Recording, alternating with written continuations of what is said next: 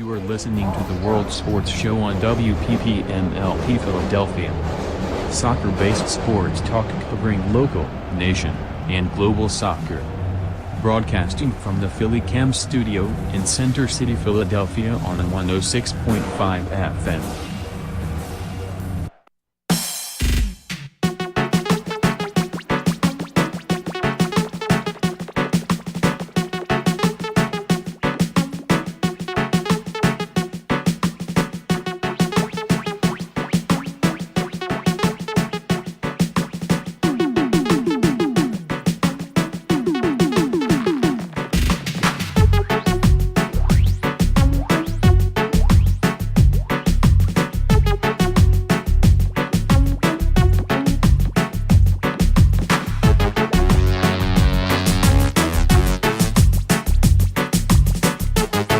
And welcome to the World Sports Show. Charlie Flowe here with John DiCriscio. March the 20th, 2017, first day of spring. So, time for the snow to melt and time to get your football on the grass, man. This is the best time of the year with all the soccer moving from the outdoor facilities into the indoor facilities.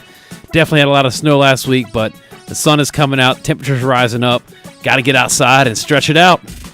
That's right, we got a lot to talk about tonight. A lot to talk about from last week. Full pack show. We had so many interviews, so much going on around the world of soccer. Philadelphia area especially warming up. Finally get that snow melted. Get rid of it. Get it going. Yeah, with the MLS just wrapping up week 3. Got a little mini break with World Cup qualifiers coming up. Definitely the best time of the year, so you don't have to bundle up as much when you go down to the games, because that's the tough part about the MLS season, man. When it first kicks off, man, it is full winter in effect, man. And with the Philadelphia area us getting nailed with a massive storm last week, man. Yeah, there's always, it's pretty tame so far for the year, but there's always one that's going to sneak up and put a little bit of snow on the ground. Yeah, we might not be out of the woods yet, so, you might still have to have your snow boots out there and keep the orange ball handy. That's right. Saw the orange ball debut weekends past over in Minnesota, so it's definitely a very large country, obviously, with the U.S. being MLS has expanded almost every corner of the 48 states. That's right. And, might expand a little bit more in these upcoming couple of years.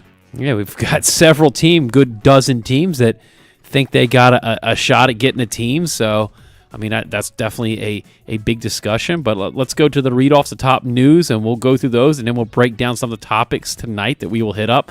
This Friday, the U.S. men's national team will host Honduras and San Jose in a World Cup qualifier. That'll be at 10:30 Eastern, 7:30 local will be broadcast on FS1. Philadelphia Union this past Saturday lost 2-1 on the road in Orlando. In Champions League action, some of the big matches were Man City was knocked off by Monaco and Leicester squeaked by Seville. So those are the big headliner news. Okay, and also later on the show, we will have a special guest calling in. Mike Barycki of Broad Street Legends is going to call in, talk to us. Got a special project he's unrolling, and we want to hear it first on here. Yeah, so definitely stay tuned for that. I know you helped set that up. Really good guy, Mike. Good friend of the show, good friend of ours personally. So looking forward to having Mike on the show a little later tonight. One of the big things right now is Bruce Arena unveiled his 24-man roster midweek during one of the pre-games of the Champions League this past week. I did not mind being snowed in. I got to take advantage of all the Champions League action live. Usually a lot of us guys and gals have to kind of sneak around at the office because these games kick off at 3:45 Eastern. So luckily with all the devices of this day and age, you have a lot of sneaky ways you can slip into the old bathroom stall for a couple hours, watch your Champions League on your tablet or your phone. Oh, man, speaking of the bathroom stall. Yeah, wow. You and I grew up in the old school days where we would have to go to the actual pub with some satellite or connections or whatever channel's putting it on. But I think today's day and age, I think it's a neat part is you can DVR, download it to your tablet, watch it on your phone. So very interesting weekend. But I think the big thing I talked about is Bruce Arena unveiling his 24-man roster. We've seen him play a couple of friendlies, now that he's back at the helm. But this is when it counts. This is for all the marbles. U.S. is in the hexagonal right now, and their backs are against the wall with their first 2 games losses, which end up leading to the firing of Jurgen Klinsmann. So Bruce Arena now in his second stint definitely got a little bit of a challenge. It's as a head coach, I mean, you're almost kind of stepping into a situation where he loses. Okay, he might lose his job, but if the U.S. loses, they may lose their chance at being in the World Cup in Russia in 2018. I don't think if he loses, I honestly, my opinion is I can't see him staying. I mean, it's a second rodeo. We've seen what he's done before. To me, I haven't seen anything different than what he's done before. I mean, we're getting a little bit more stability as far as a national team. He comes in, they're in trouble right now. Oh, deep trouble, dude. They need wins. They don't need results. They need wins. And especially, upcoming, while we're playing our games, Mexico, another leader's playing at home to Costa Rica in a way in Trinidad and Tobago, the same time span as we're playing.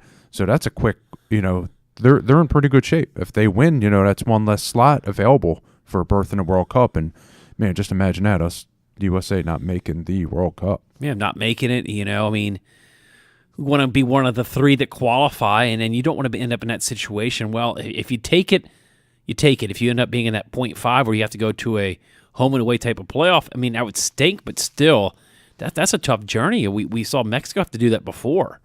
And it's never fun. I mean, realistically, to be honest, it would be tough for the U.S. not to make it. Yeah. There's so many chances with that additional playoff game, and, it'd be tough for them not to get in. There'd be a lot of money lost. You know what I mean? Wink, wink, nudge, yeah, nudge. Exactly. I mean, one of the things that we've known as U.S. soccer as a whole, as a country, there's a lot of other sports, that kind of step in front of soccer, but as a whole, if you added up all the soccer fans, I mean, I've heard statistics that we are the largest number of soccer fans if you add up, our population, and we do so well going to World Cups. We're one of the quickest to buy tickets, one of the biggest roadie type of people to go there, tailgate, spend the money. So pretty sure the Russians will want us to come over there. You're like, please come spend some money here. Spend that tourist money, of course. Exactly. So those are all the things that, wink, wink, nudge, nudge. The U.S. will find a way into the World Cup. No doubt in my mind, the USA will be in World Cup 2018. I'll bet my house on it, man. So didn't say who I was betting. No, John might end up with a free house. There you go, right? Yeah, put me in the poorhouse. But I think the big thing is to not actually break down all 24 players of the roster. I circled a couple names that caught my eye, whether they're young bucks or they're veterans that, let's look at the goalkeeper lineup. The one that really caught my eyes, obviously Timmy Howard. He's been injuries and had some problems. He's a veteran. He's back playing in the MLS. So, I mean, I think that's one of the things now that after his hiatus and injury, that as much as I like a lot of the other role-playing goalkeepers for the U.S., you got to have Tim Howard in net. Unless he really shows signs of slowing down, I mean, it's tough not to keep him as your number one. Veteran leadership, I mean, you saw what he can do in a big game. He's not going to be that liability, but, coming off an injury from between here and then, so, I agree with you. I don't think that there should be any changes as of right now. There's no debate in there. And the back line, some of the names that caught my attention were, DeMarcus Beasley. I mean, he's the ageless wonder. Big thing that's keeping him going is speed. Staying healthy and speed. It's what you need at defender, right? That's what you need as a back. I mean, he's got that, ageless presence in the back where he can shut down top players. But, once we get towards the Costa Ricas and the Mexicos, I worry a little bit. That's I think them teams have caught up. They got the young, fit guys who just, that's where they plan to attack on his wing. So as of right now, I these next two games I can buy it, but coming up into the next set of games, he ain't getting younger. No. So another name that grabbed my attention too was John Brooks. He plays in Berlin in the Bundesliga now. That really good experience playing in the Bundesliga. But like you brought up, there is that factor that the next two teams we're playing are Latin American teams. That's right. The kid got wheels. He can run. Every game he showed with the U.S. national team, he's getting better. So he's still on the incline.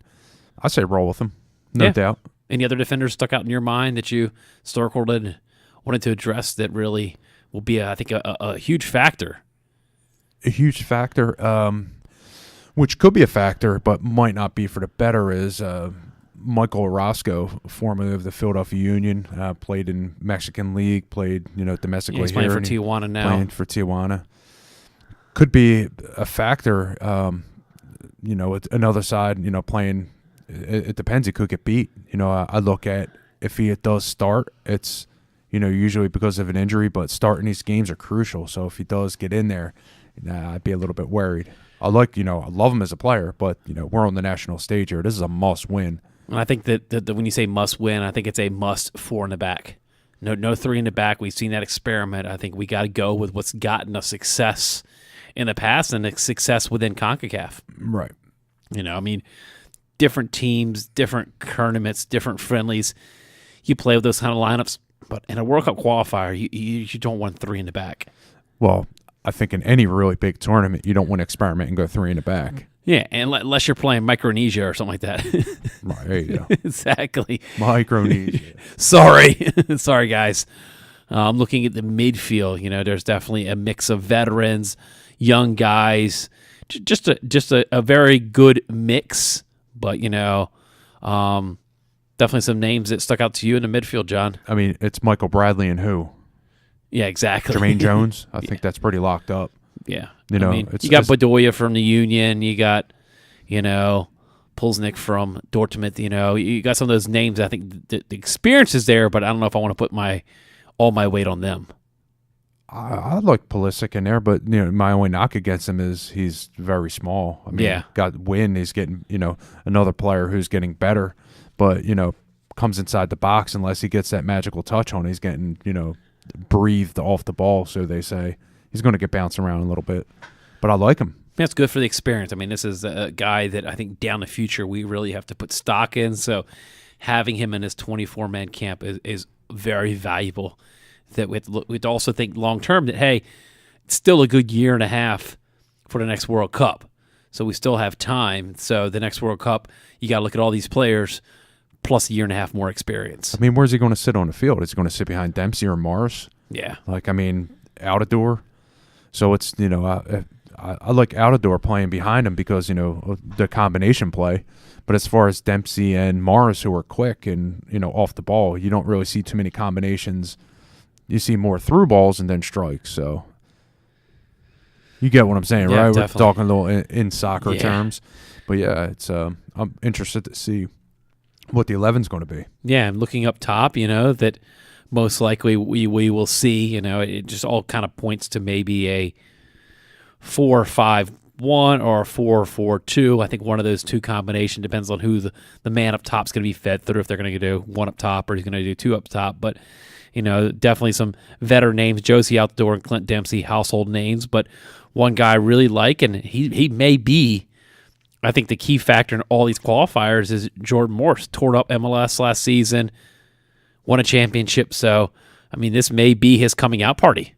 I hope so. They need scoring in, a couple goals, not just one, but a timely goal. An early goal would be very nice. Sitting on a lead early, getting momentum.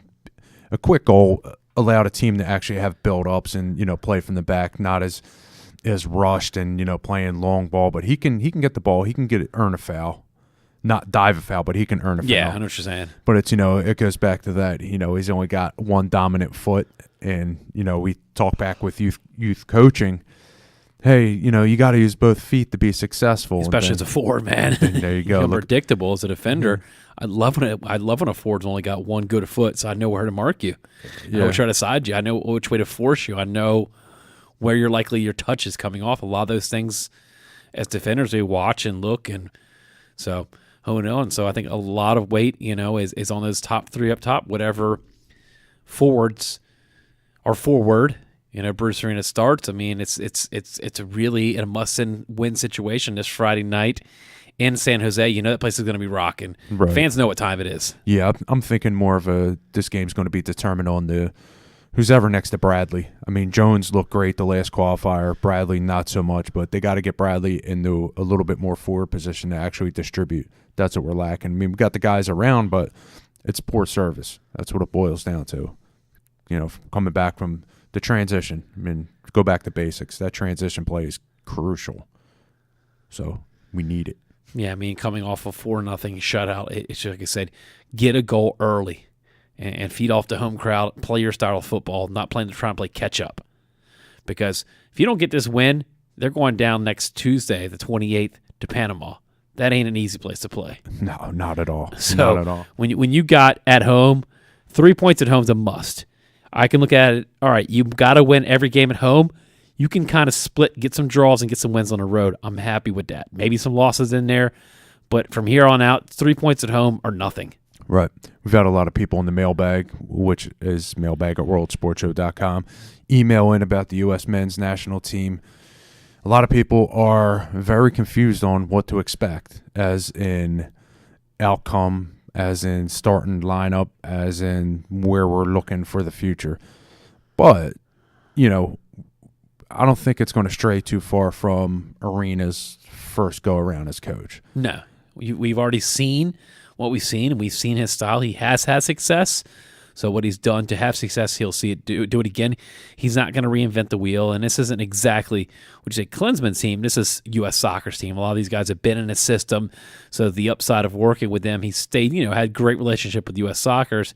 He knows the system. He knows the players. He knows what they can do. He's been watching them closely, and he's already had a camp with them. So as much as this camp's only a couple days before the qualifier, because we had MLS games going on this weekend, so really he doesn't have a lot of time to prep for this one, but trust me, the prep's been going on when he had these guys earlier in the year. Right. I would like to see him wear some throwback jerseys. I'm interested to see what this kit's going to look like, what they're going to roll out.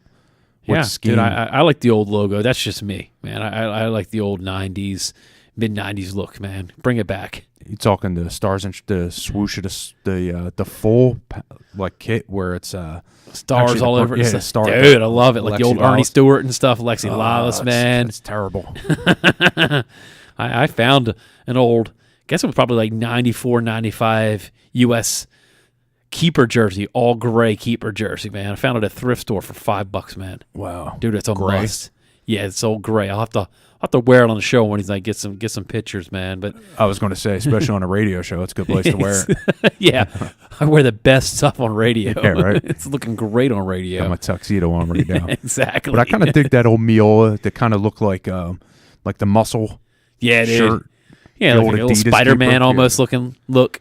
Wow. Dude, how you taking it back, man? Going back. Things have changed. way back. We now wear Nike, so maybe Nike will see what they can do. But we've seen the U.S. women debut the all-red kit, and it was – I had to rub my eyes a few times because our good friend Rachel Breton was – and you were there at the Philly game, but I think they were wearing white then. But seeing the U.S. wear all red and England wear all white, it kept throwing me off, because we're just used to U.S. wearing the white. Yeah, so. It wasn't a bad kit, though. No, it's not bad. It's just sometimes you have to get used to U.S. wearing all red. And Right. it still has – I've never gotten used to us wearing the all red. Well, I think – with the history of that tournament, I think they might want to. Yeah, might want to burn those jerseys. Put it in the back of the rotation for now. Yeah, Against Micronesia when it yeah, comes. exactly. It's not the third jersey; that's the fourth jersey. Right.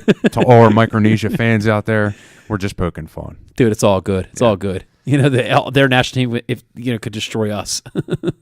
So, but no, we'll see. Big game Friday. So whatever you're doing this Friday, be patriotic, support your country. No excuses. 10:30. Eastern, 7:30 Pacific, Fox Soccer Channel 1, a.k.a. FS1. That's right. And thanks out there listening to the World Sports Show on WPPM LP Philadelphia, 106.5 FM on your dial. Do we still have dials? We do. I guess they have technically it's a dial. Yeah, and all the interwebs, www.phillycam.org/radio/listen. And thanks. Yep. All the people out there streaming live, we get to check. We have the all of our friends from Micronesia. we do. Yeah, right. We have the analytics set up so that we can actually check to see where our web hits are coming from. Do people check out our website? And it's interesting. Man, I'm getting a little tired here. But yeah, just falling asleep on the job, John. Yeah, falling asleep. It's not the first time it happened in Philadelphia. Yeah, radio host falls asleep while hosting show. But, especially when we covered the She Believes Cup, we've had multiple, online views of every, how many interviews did you do? 30 plus, 34, 33? 35. 35. It's crazy. I mean, I'm sure that people that don't realize that you got to edit, you got to record it, you got to get it set up, then you got to edit it, then you got to refine it, and then you got to press it out. So it takes some time. So, but the good thing is people out there got to learn a little bit about what goes on behind the scenes and, the players on what they're feeling and get a good lesson, especially, I think the coaches' interviews are the best because they're still coaching. They're trying to coach us, and it's good. I picked up a lot from the coaches, all of them. And no, I did pull off something I've never done before. What's a little that? inside story for those who listened to a lot of the interviews last week. The Germany-England game that Germany won 1-0. I arrived at the stadium in the 89th minute.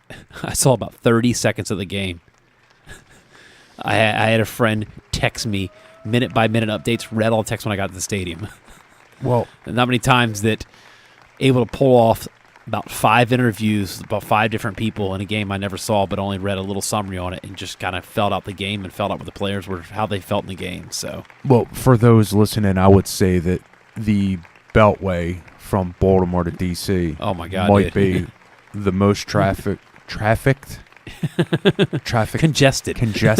yeah, roadway in America. Dude. It's up there. I could see the stadium for about 40 minutes because I could see the lights of RFK, and I'm just stuck.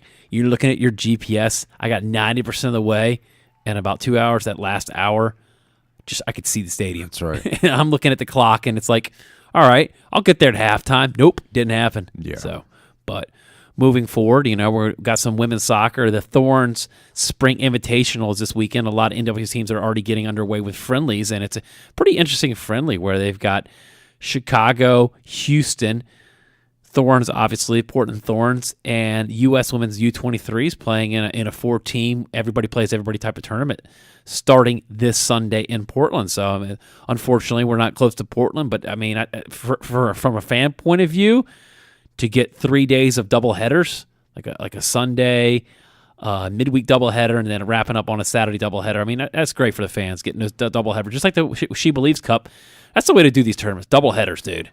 For media, it's a lot of extra work, but as a fan, dude, back-to-back games, can't beat that with a stick.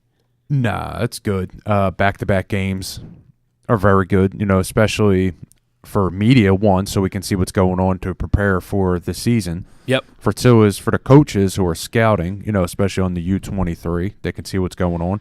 Oh, it's perfect. Is there any conflicting players? There are a few, and I'm curious. I'll have to reach out to some of the U23 coaches. We know some of the coaches personally. I'm going to have to actually text we know all the coaches for Houston, Chicago, Portland. They're all good friends of the show, and that is a question. I didn't even think of that. You do have some players that are two-way type of things. So we have a draft. There should be. Is there a trophy? Yeah, exactly.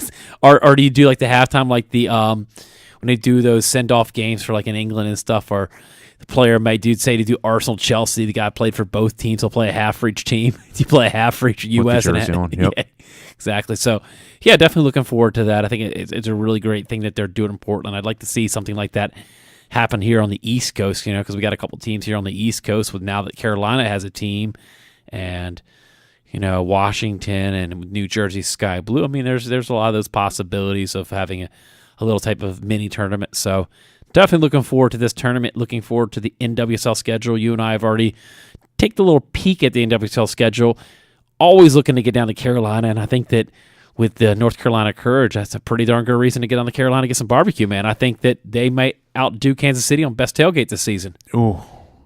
I think we're going to start a little contest with fans out there. We want to see tailgate pictures, NWSL tailgates. Washington fans tailgate very well. I've seen some good tailgate in Sky Blue, but don't know sure how it does in Portland because their stadium's right in downtown. I'm sure it's just go to the pub. Yeah, right. But yeah, it'd be good for the tournament to take place in maybe Philly. This way we can not have to drive.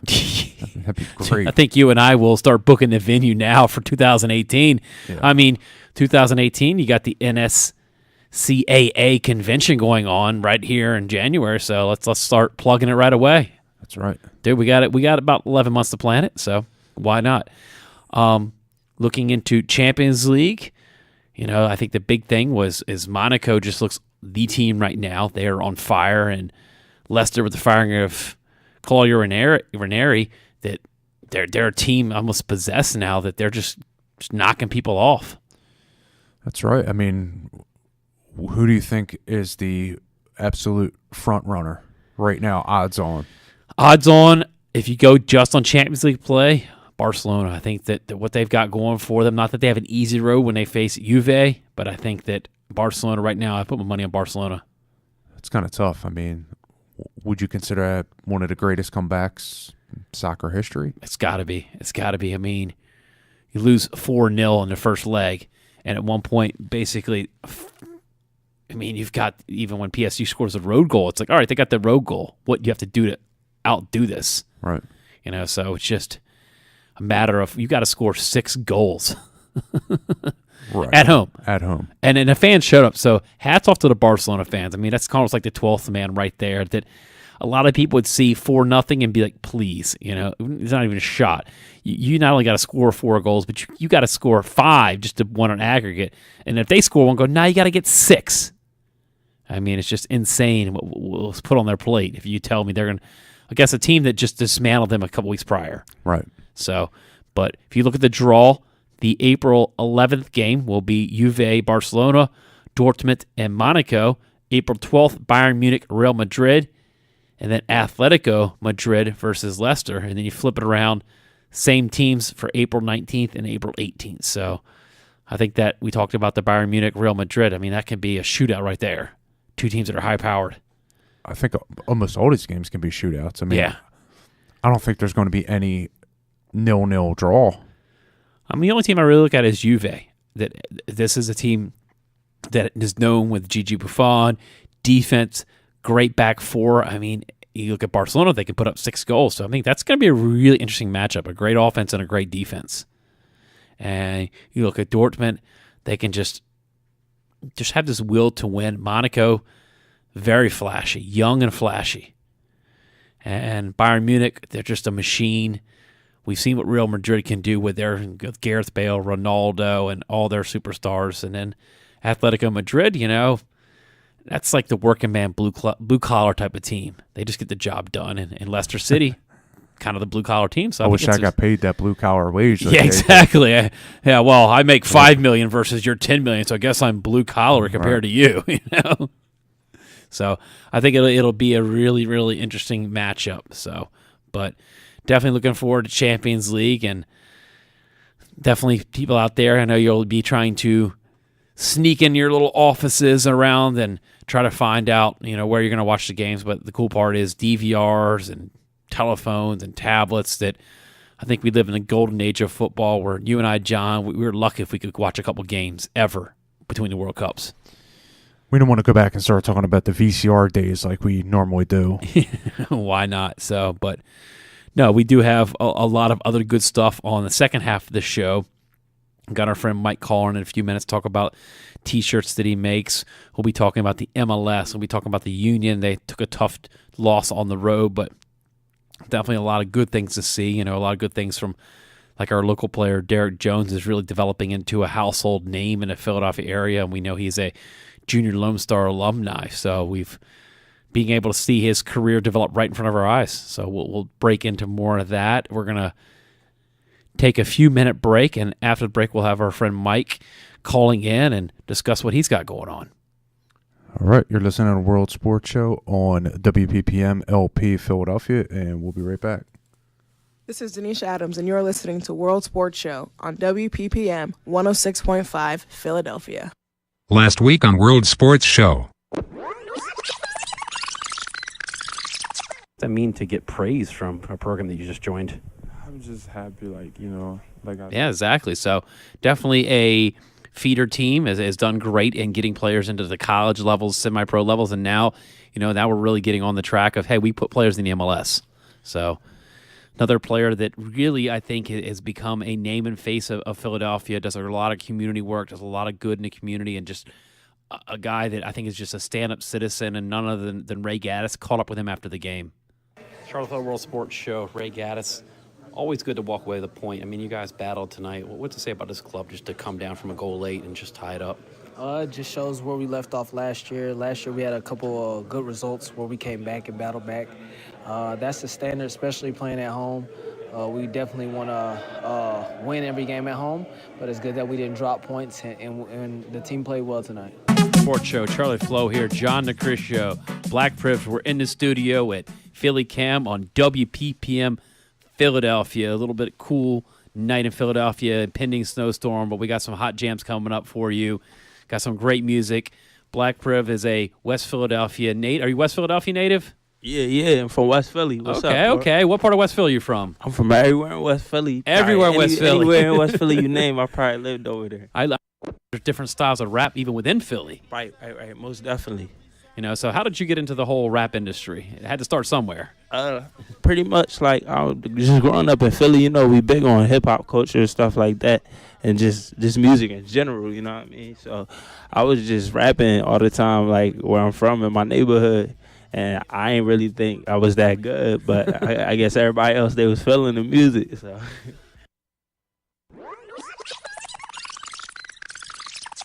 And now, back to the WPPM studios in Philadelphia. This is the World Sports Show. I'm working and thinking I'm blowing on some hurt when I'm drinking. I'm getting drove too. Lincoln for certain, but work for them Franklins. Up them clothes, mess somebody tell Derek I need a rose too. All blue, you know where I be at. I ain't got a record deal, so I ain't gotta relax.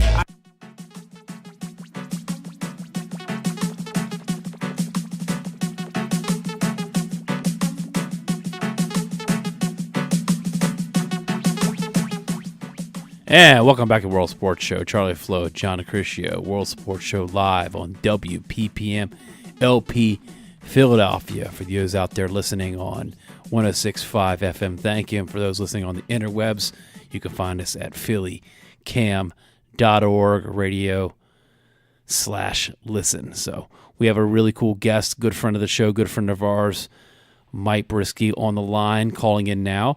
How you doing tonight, Mike? Hey, Charlie, what's going on? John, how are you? Good, thanks, Mike. Thanks for calling in. Yeah, well, we got a really, really cool thing about you and your shirt company and how you guys are doing a really cool promotional shirt with Brian Propp. And I'd love to hear about how you got involved with Brian and a lot of the situation that he's going through with some of the struggles through his stroke. Sure, yeah, and for those that aren't very familiar with the situation, Brian, unfortunately, a little under 2 years ago, had a massive stroke, and which obviously a brain injury like that can be very, debilitating. But his recovery from that is absolutely remarkable in his own. If you follow hockey at all, he had just played in the last 2 alumni games. A lot of people that go through something like he did, they don't even get full functionality of fine motor skills or even walking or talking. But so that alone is just a great story. And my first hockey game I went to was in 1990, and Brian Propp actually scored the very first goal in the very first game I went to. And as I was going through some stuff back home at my parents' in my bedroom, I found an old signed photo that he signed, and he would always sign it Gaffal, which was his signature goal celebration in the 80s. And I thought it would be kind of cool if we put together a Propp shirt and did it soup to nuts and then sent it to him and see what he thought. And, we knocked it out of the park. Brian loved the shirt. We put our heads together and we said, well, why don't we put this to some good use? So we found a new organization. It's called TBI Angel. TBI stands for Traumatic Brain Injury. And this is a group that helps people who have had a traumatic brain injury and, maybe their insurance has run out or they're just not as financially well off. So these Brian Propp shirts, the Gaffal tees that I have on my website, which is broadstreetlegends.com, $7 from every one of those shirts is going to go directly to TBI Angel. And as of tonight, before you guys called me, we're at around $435 we've raised so far. And it's been less than a week, so that's really impressive. Yeah, it's an awesome shirt. I definitely tell people to jump online on broadstreetlegends.com and check the shirt out. That's got to be the greatest feeling when you put something in front of an athlete, us, that does do creative arts or interview. You always want to make the athlete happy and pleasing, and I'm sure that hard work now you're seeing it financially benefit so many people that need this help. Sure, and it's quite honestly, it's humbling for me. I didn't go to school for art. I don't have much of an artistic background, and 4 years ago I found a great graphic designer and I said, hey, I've got all these shirt ideas in my head, and as a fan, as a Philly fan across the board of all four major sports, I think people would love these shirts. So we teamed up. We started a Kickstarter. We had $0. We raised $1,200 in pre-orders in the Kickstarter. We were blessed enough to be able to go on the Preston and Steve show, and it just kind of took off from there. So, 4 years later, actually our 4-year anniversary is this Thursday, here I am now dealing with a childhood hockey hero of mine who loved something we creatively made. And, I guess if I keep working at it and I play my cards right, I'd love to do it longer. I'd love to, make a living out of this creativity. And if I can put a spin on it, helping other people, if I could have a shirt company where everything was going to a certain charity, that would be a blessing, a great thing for me. So that's my goal long term. Yeah, it's definitely a win-win situation when you have these really cool sports theme and Philadelphia themed shirts that I think that they're neat because each little shirt, has like a little inside story. There's so many little inside sports stories that only Philadelphians will get. And I love shirts like these because I like to wear these shirts outside of Philadelphia because somebody will always come up to you at a pub or bar at a restaurant. What does that mean? And then you can really get into a story. And it's almost like people are walking billboards for you because they really love these shirts, and they're going to tell people in a heartbeat where they found these shirts. And I'm sure you've got so many neat stories of how people met at a bar, and then they'd love the shirt, and then they reach out to you. No, it's great. And it's great that, something like this that starts truly grassroots, it just kind of grows through time. Someone sees something, and when I'm getting orders from South Carolina or someone tagging me, at a game out in Arizona, wearing one of my shirts, it's one of those experiences you can't really put a dollar value on. It's just such an awesome feeling. And, we put a lot of creativity into these things. These aren't cut and paste things, but, we don't abuse any trademarks or logos. It's stuff that's really well thought out.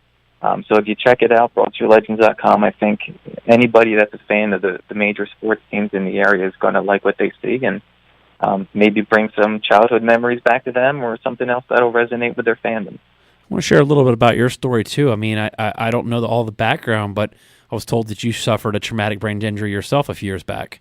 Yeah, in August of 2015, I had an unfortunate fall, and I busted my chin open, and then the side of my head hit the wall, and I fell backwards, and the back of my head hit my marble floor, and it was just one of those things that a brain injury isn't like an MCL tear or even a broken bone. Those things can be mended. Science can pinpoint the timetables for approximately when you'll be healthy again. A brain injury is so difficult because you don't know.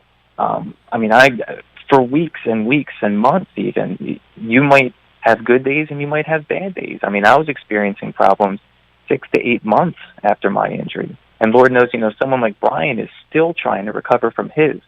So it's important with injuries like this. There's people whose insurance just simply runs out because, again, there's no timetable on it. And that's why something like TBI Angel, getting together Eric Toppy, who has a story similar to mine. He was in a car accident. That's how he started the charity. And he saw all these people around him who didn't have the insurance, that just still needed help, that couldn't, afford to help themselves. And when you have a head injury, it's such a deep, depressing feeling because there's no rhyme or reason to it. They can't tell you when you're going to get better. So to be able to come together and do this shirt, for people who have had traumatic brain injuries and to team up with Brian for it, it's just such an awesome story. And I'm so blessed to be a part of it. And, hopefully we can work in the future on even more things to help out TBI Angel and other charities with people that really need some help. I'm just going back into, my childhood, thinking about the former Flyers. I see, you guys pay tribute to a lot of Flyers on with T-shirts or with, but going back, when that name comes up, I just think of the first game I really remember as a kid was the Chris Chelios game at the Spectrum. Yeah, where he got checked. And that game, I see highlights every time. Like, man, I remember that game was one of my first games ever. But yeah, right. It's just amazing when you see, a throwback player, a lot of memories come out. So for me, sure, seeing the older players is like, wow, that was, I still, even to this day, the number, my soccer jersey number is from a former player from ice hockey. Right. So it just, goes back and forth. And sports does something to that. Sports is, my first game with my dad. That's something till the day I die I'll cherish for the rest of my life. Thank God. I mean, I found these pictures, John. These pictures were just lying upstairs, and 4 years ago, right? My inspiration to start this company was I found these photos from January 1990, and it was my very first game. I had no recollection of it, and there was me and my dad, and I was right there on the corner, right next to the bench. He had gotten tickets somehow that close, and Pete Peters was there, and I mean, I got pictures of Rick Tocchet and Tim Kerr and, all these guys that just intrinsically are built inside me and my love for hockey, and to be able to start something from scratch and catch the eye of, somebody with the fame of Brian. I mean, he's third all time in the team in points. I think in the NHL he's top 80. It's just such an awesome feeling, and I really hope. And what you were saying about that Chelios hit, a lot of these guys in hockey too, they have a lot of head injuries. If you follow guys like Dan Carcillo and Ben Eager, they have something called the Chapter 5 Foundation, which is helping former players who have these problems. And a lot of these enforcers, these guys are having a lot of problems with head injuries. It's a nationwide thing. It's something we don't quite understand yet. So hopefully helping these people with every dollar we can. If I can put my creativity to use to help some people while making a living on the side for myself, that's just a wonderful thing for me.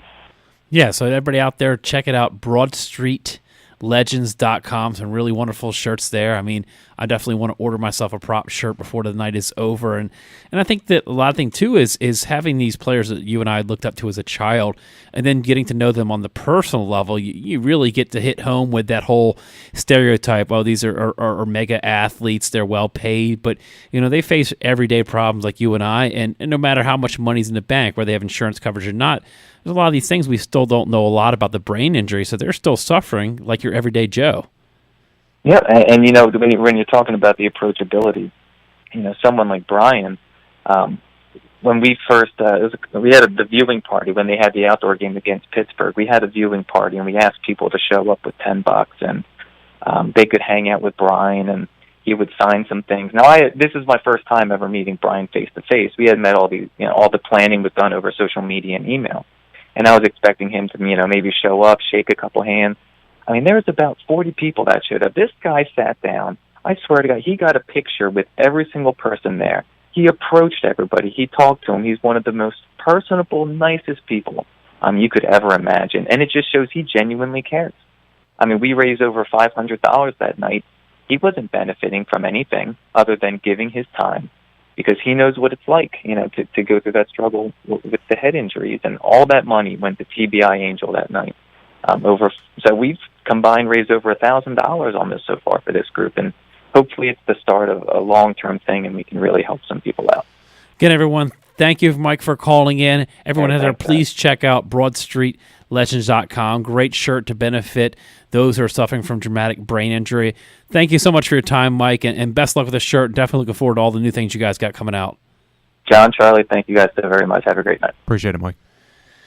So turning pages now is we're going to look a little bit on the Philadelphia Union. They traveled down to sunny Orlando this past Saturday.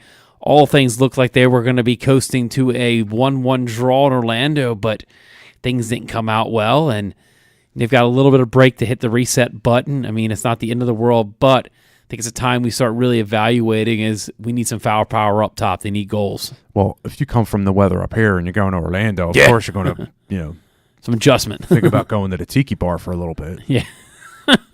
So I think it's a situation where they still have a lot of Union players that are getting experience and a lot of inexperienced players and just trying to make it all work. And I think that's one of the hardest things to do when you have a lot of new faces and trying to get that system to click. Well, let's go back to the basics here. So they need to start getting results quick. Reason being, there's a couple teams in the league who are starting to score a lot of goals. And, one thing that I look at when I'm looking at standings, I'm collecting my stats and my data, is goal differential. The good thing is the Union are only a -1 in goal differential, but the 2 points could have been 3 points. But to compete in the East as where not to go into the end of the season near that red line, which is 6th place, and being in the playoffs, out of the playoffs, that line, they need to start scoring some goals to not play from behind. I think that's key, especially on the road. Orlando is a beatable team, especially without their star, their designated player. I believe the highest paid player in the league, and it's tough. I know the referee didn't have the best game calling, but these games, they gotta start being a little more offensive minded and getting crafty, switching it up a bit, so you say. Yeah, it'll definitely be interesting to see, with this qualifier and what teams are going to do. Some are missing players, some are still holding camp, some players have got a couple days off. So I think it's a situation where you have teams that can put up a lot of goals. And I think that's been the biggest need we talked in the offseason, getting goals. You can't just keep squeaking by with these 1-0 wins, these 0-0s. You got to put up a 4 spot. You got to put up a 5 spot. I'm serious. You have to show that you can put up these multi-spot. We've never had a Union team since their inception in 2010 that can put up a 5-goal game. Well, I think that let me see how I can phrase this. I think that their attitude is, we're going to be in every game no matter what score it is. Give up a little bit of offense for a little more stability, which I get, which is to be getting to the playoffs, because you can't win a championship without getting to the playoffs, right? That's step one. But as far as, I hear a lot of fans, especially on social media, which I'm not a huge fan of, but a lot of fans complain about being that attractive, scoring many goals type of team. But it's tough. One thing is pay. You got to pay to play in the league. Are they going to dump the money at that top position, that forward position, the striker? They found, unfortunately, within their first game, the striker that they brought on scored the first goal, and during that play got hurt. Bruised lung, very unfortunate. Yeah, and you brought in you had what you thought was a fix. An upgrade, a fix. Yeah, but to us, just looking at the mailbag at worldsportshow.com, a lot of people complain it's more of a formation and a foundation issue than a goal scoring issue with just the stagnant setup. It's predictable, and then once teams are actually keying on different parts of the field and thus getting results against us when they shouldn't. So we'll get in the mailbag in a little bit and give a little bit more Union talk. I just want to hear your insight. Where would you look? Would you make any switches? What are you looking to do? You're the coach right now. I'm thinking right now, a part that's concerning me is a lot of teams are feeding up the middle on us and then breaking off to the wing. So I think that we really need a better holding midfield is my concern, and then our right and left backs are getting exploited. Right. Because I really think teams are – one of the things with the hardest thing to do in football is go right down the middle. Sure. Right down Broad Street. They're going down Broad Street on us. Right down Broad Street. Right down Broad Street.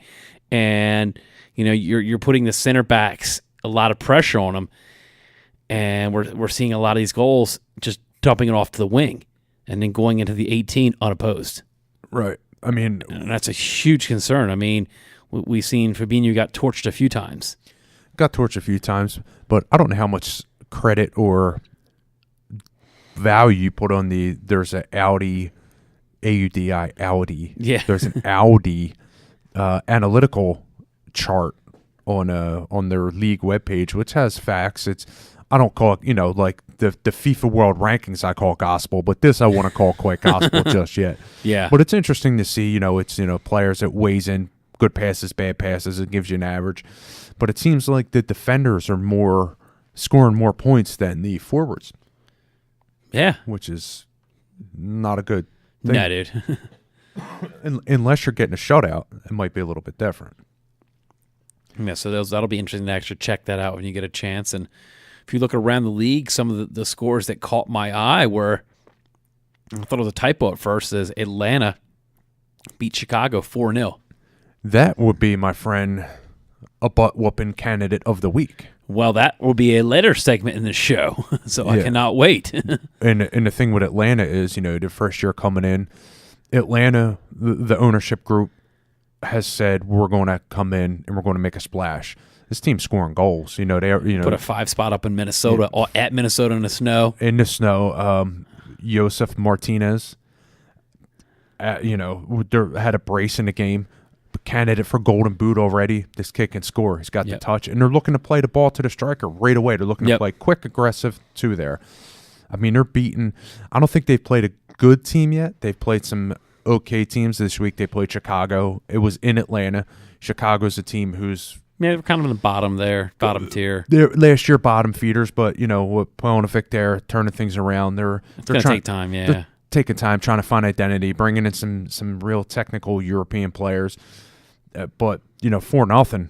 That's a eye opener. Yeah. It's we're going to transition right into the mailbag. I'm going to throw some at you. Mailbag at worldsportshow.com is that they're asking if Atlanta can maintain a playoff spot throughout the season. I'll kick it to you. I'll see what you think. I think they can. I think that they got the right personnel, got great coaching staff. That if you got personnel and coaching staff with experience, you can't just categorize them into an expansion team. You've taken a collective bunch of guys that can play, and you've put them together and you've made it work. And, Atlanta does have a little bit of depth. I mean, coming off the bench, former Chestnut Hill Academy, FC Delco star Jeff Lorenowitz, who's always been a thorn in the Union side. Coming off the bench for stability at midfielder. I mean, they got a little bit of depth coming off the bench on the field, but as far as, you got a team that can absolutely strike. They're I'm sure the jersey sales are going to go up for Atlanta. Plus, they're not even have their dome yet. They're home field. Yeah. So wait till that all kicks off. So I think it's a model way that if it does work the right way that, teams can kind of, I wouldn't say copycat, but that's how you do it. A lot of times is you kind of get that like, okay, I'm an expansion team, so people want to see you win, but if you lose, it's not ever going to affect the fan base because they get that whole, well, you're an expansion team, so we kind of expect you to lose, but how about taking a different approach? Do it the right way, come here to win. And soccer is such a different sport than all the other major sports in the United States that really, in all the other major sports, an expansion team really takes years and years because of the way the teams are built. Because you're just plucking players from current rosters. Where soccer, you're getting players internationally. As an NFL team, when you start an expansion team, you really only got America to pick players from. You're here with soccer, you've got the world. I mean, realistically, in a lot of American sports, you have basically your top 30 college NCAA D1 schools. I mean, if you go, rarely do they stray outside unless you're an absolute stud, but rarely do they go outside of that bubble. Yeah. So you're basically looking at your top dog schools. Your bubble's every continent but Antarctica. Right. So, your scouting department, which, I'll give credit for the Philadelphia Union, they're going outside, with Ernie Stewart. So it's huge. It's huge. You got to find your market, and you got to, take some gambles and pluck from these smaller countries and, hope for the best. Yeah, it's about finding diamond in the rough, and that's why scouting is such a bigger and harder job in soccer versus scouting in American sports because, the American sports is in your, like, football, for example, that you're really only scouting at college games where internationally, how many countries and leagues are there? There's countless numbers of ways you can find players. That's right. Lou from New York City, Yo, Lou. is asking Lou, actually a frequent emailer into the show, throw some curveballs sometimes, but pretty straight up on this one. Is there any surprises coming out of the East this year in Major League Soccer? I guess any surprise of the East is one team that's really, I think, done a job, and they're, only in a couple years into the league is Orlando. I like what their program is doing. They got the new stadium. They're obviously, they've got English ownership, so they understand the international game. I think that gives you a big advantage when you have people and ownership that has soccer experience, that has experience in the international markets. So I think Orlando's a team to look at coming out of the East. And then, just the way the schedule looks, it looks like they play in Philadelphia maybe second or third last game of the season. So those are usually the games where they're looking to make a move maybe to get into the playoffs or to seal something up. So we might get to see firsthand an Orlando possible celebration or deflation. Like last couple of years, they've been deflated, But, Orlando, I'd like to see them tied together. Yep, definitely. That'd be an interesting play down there. And the same thing, I'm going to throw it to you as far as the West. Look, is there any, I want to say surprises.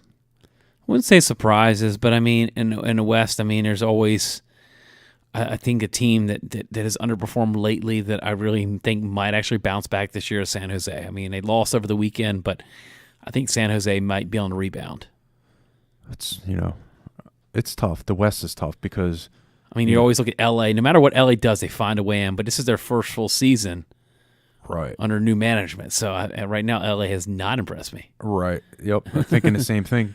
The anti-impressing me. Traditionally slow starters, right around once it starts getting warm eastern side, not, it's always warm out there, but once it warms up, in your May, then they start catching on fire, then they start delivering points. But, you got to remember, too, coming up, they got a lot of players on international break or, training with their clubs and not 100% focused on the Galaxy. But, I like the direction you're headed. And, mailbag at World Which is Sports too easy Show. to pick the Sounders in Portland, I guess. Yeah. Yeah. So mailbag at worldsportshow.com. A lot of people. Somebody wrote in asking your favorite interview from the She Believes Cup. Favorite interview in a She Believes Cup. That's a good one. There's a lot of good ones. Just real quick, just give them a little bit of background. I think Mark Sampson, interviewing him as a coach, because he was a straight shooter. I mean, you don't get a lot of coaches that are actually going to give you straight up answers and enjoy giving the answers and give you coach answers and not give you the company answers. We've seen too many coaches in this industry just give you the old soundbite. They don't actually elaborate on their answer. But a lot of how you set them up. So I really enjoyed the interaction where it becomes more of a conversation, where we're just, back and forth. So I think that was my most enjoyable person to interview throughout the interview process was Mark Sampson, head coach of women's team in England. And then, also they are on YouTube on World Sports Show channel. And if you do check, you can just see how different stadiums, I don't want to say treat the media, but actually give the media opportunity to interview players. And some, if you're doing video, we've done video and audio.